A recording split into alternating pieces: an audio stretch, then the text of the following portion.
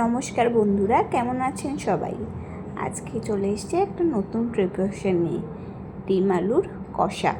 আমি এখানে আলু নিয়েছি, দুটো ডিম সেদ্ধ নিয়েছি, পেঁপে, আদা রসুন বাটা, পেঁয়াজ আর টমেটো। কড়াই বা সর্ষের তেল দিয়ে দিয়েছি, দিয়ে দিলাম অল্প গোটা জিরে, সরি জিরে না, আমি সর্ষের তেল দিয়ে এখন আমি ডিমগুলোকে ভেজে নেব একটু লাল লাল করে।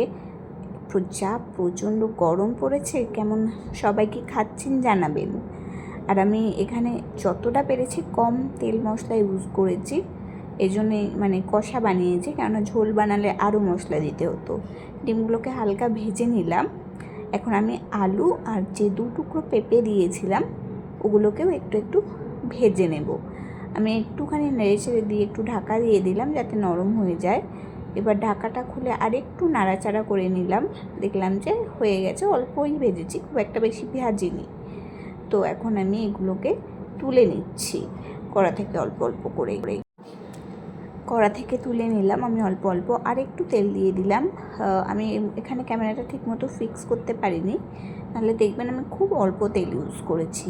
এবার কড়ায় অল্প গোটা জিরে দিয়ে আমি যে পেঁয়াজ কেটে রেখেছিলাম সেই পেঁয়াজটা আমি কড়ার মধ্যে দিয়ে দিলাম অল্প একটু ভাজা হওয়ার জন্য। এবার আমি পেঁয়াজটা আর একটুখানি ভাজতে থাকবো, একটু ফ্লেমটা বাড়িয়ে দিলাম যাতে একটু তাড়াতাড়ি ভাজা হয়, মানে একটু তাড়াহুড়োর মধ্যে ছিলাম তার জন্যে। তো আমি এখন দেখলাম যে হয়ে গেছে। এবার আমি আদা রসুনের পেস্ট দিয়ে দিলাম।